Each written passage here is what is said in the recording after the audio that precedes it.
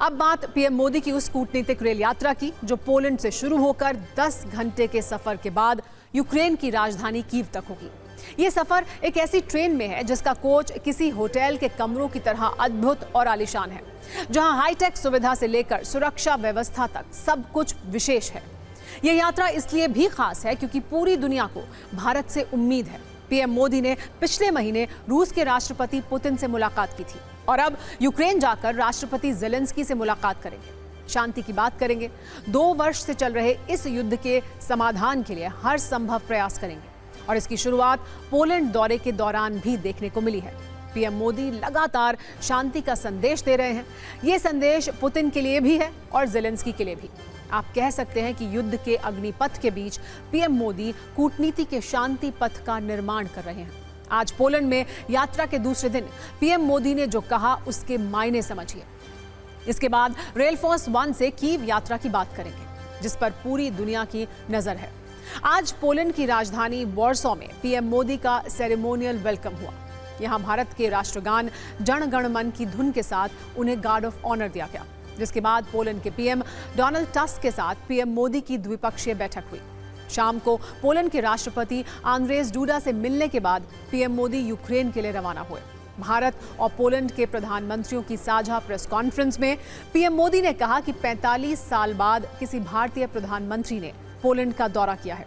उन्होंने पोलैंड के साथ राजनयिक संबंधों की 70वीं वर्षगांठ की भी बात की और यूक्रेन जाने से पहले शांति से जुड़े 5 बड़े मैसेज भी दिए।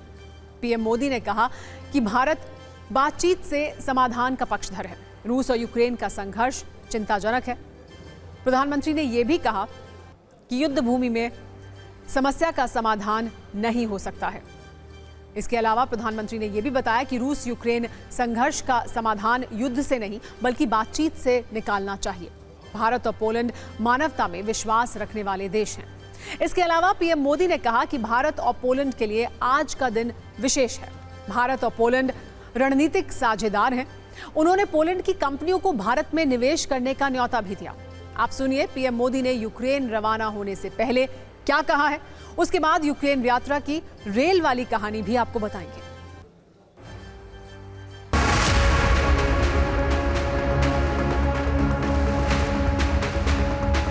यूक्रेन और पश्चिम एशिया में चल रहे संघर्ष हम सभी के लिए गहरी चिंता का विषय है। भारत का यह दृढ़ विश्वास है कि किसी भी समस्या का समाधान रणभूमि में नहीं हो सकता।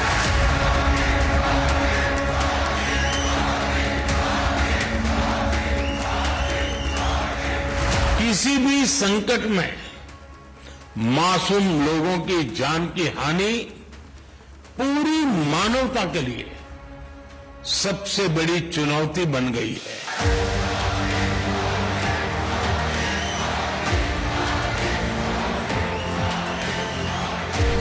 हम शांति और स्थिरता की जल्द से जल्द बहाली के लिए डायलॉग और डिप्लोमेसी का समर्थन करते हैं। भारत अपने मित्र देशों के साथ मिलकर हर संभव सहयोग देने के लिए तैयार है।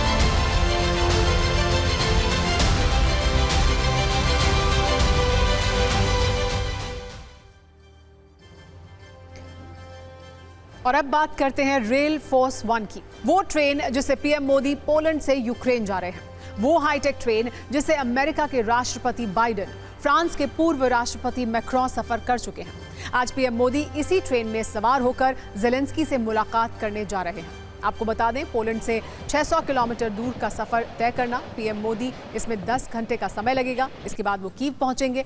कीव में 7 घंटे रहेंगे। यूक्रेन की रेलवे कंपनी ने इस ट्रेन का नाम रेल फोर्स 1 दिया है। इसे यूक्रेन की आयरन डिप्लोमेसी के तौर पर देखा जाता है। यूक्रेन में रूस के चाहे जितने भी हमले हों, जितनी भी मिसाइलें चल रही हों, जितने भी बम बरस रहे हों, लेकिन रिकॉर्ड है रेल फोर्स 1 की सुरक्षा को कोई भेद नहीं पाया। आपको बताते हैं रेल फोर्स 1 का सफर कितना विशेष और आरामदायक है। आपको रेल फोर्स 1 की अंदरूनी खासियत बताते हैं। ट्रेन के भीतर विशेष लकड़ी से तैयार केबिन है। आप इस तस्वीर में भी देख सकते हैं, ये स्पेशल डिजाइन वाले लकड़ी के पैनल केबिन है, जहां मीटिंग हो सकती है, जहां यात्रा के दौरान नेता बातचीत कर सकते हैं। बैठक के लिए लंबी टेबल का भी इंतजाम है। आपको लग रहा होगा कि ये किसी आलिशान होटल की तस्वीर है, ये किसी 5 स्टार होटल का आलिशान कमरा है, लेकिन ये रेल फोर्स 1 के कोच के अंदर की तस्वीर है। इसमें मीटिंग के लिए आरामदायक सोफा भी है, दीवार पर एक टीवी है, सोने के लिए आरामदायक बिस्तर भी है। इन तस्वीरों से आपको भी एहसास हो रहा होगा कि यूक्रेन की ट्रेन रेल फोर्स 1 कितनी स्पेशल ट्रेन है। आपके मन में ये प्रश्न भी उठ रहा होगा कि आखिर नेता पोलैंड से यूक्रेन तक ट्रेन में ही सफर क्यों करते हैं। दरअसल यूक्रेन में युद्ध की वजह से ज्यादातर एयरपोर्ट्स बंद हैं। सड़क से सफर करना बहुत जोखिम भरा है, हमले होते रहते हैं। ऐसे में यूक्रेन में वर्ल्ड लीडर्स यूक्रेन जाने के लिए ट्रेन से यात्रा को सबसे अधिक सुरक्षित मानते हैं। क्या आप जानते हैं, अगर कोई इंसान रेल फोर्स 1 से यात्रा कर रहा है, इस दौरान किसी भी देश का हमला हो जाता है और पावर ग्रिड फेल हो जाता है, तब भी रेल फोर्स 1 की यात्रा पर कोई प्रभाव नहीं पड़ेगा, क्योंकि रेल फोर्स 1 में इलेक्ट्रिक इंजन की जगह डीजल इंजन लगा होता है। हमलों में पावर ग्रिड के प्रभावित होने के बावजूद यात्रा नहीं रुकेगी। और सबसे जरूरी बात, अब तक रेल फोर्स 1 में सिक्योरिटी ब्रीच का एक भी मामला सामने नहीं आया है। हमलों के बावजूद सिर्फ रेल फोर्स 1 की यात्रा तो नॉन स्टॉप चलती ही रहेगी। मान लीजिए किसी दुश्मन ने हमला कर भी दिया, तो इसका डिजाइन, इसकी सुरक्षा इस तरह से है कि इसमें बैठे किसी भी इंसान को कुछ नहीं होगा। कैसे, ये भी जानते हैं। हमलों से बचाने के लिए रेल फोर्स 1 में बुलेट प्रूफ खिड़कियां हैं। यात्रा के दौरान सुरक्षित संचार के लिए सुरक्षित संचार प्रणाली है, मतलब लोकेशन अपडेट पर परिस्थिति में मिलता रहेगा। यात्रा के दौरान ट्रेन के बाहर की स्थिति पर नजर रखने के लिए निगरानी प्रणाली भी है। सुरक्षा कर्मियों की एक समर्पित टीम तैनात होती है, जो लगातार आसपास की निगरानी करती है, किसी भी स्थिति में फौरन मोर्चा संभालती है। और तो और ट्रेन में पीएम मोदी के लिए कई लेयर की सुरक्षा है। विशेष कमांडो, निजी सुरक्षा अधिकारी और यूक्रेन की ओर से एक्स्ट्रा सुरक्षा की व्यवस्था की गई है। रेल फोर्स 1 की खासियत के साथ साथ इसका इतिहास भी आइए आपको बता दें। दरअसल इस लग्जरी ट्रेन को क्रीमिया जाने वाले पर्यटकों के लिए तैयार किया गया था, लेकिन रूस ने वर्ष 2014 में क्रीमिया पर कब्जा कर लिया, जिसके बाद इसका इस्तेमाल युद्ध के समय वर्ल्ड लीडर्स और वीआईपी गेस्ट को लाने ले जाने के लिए किया जाता है।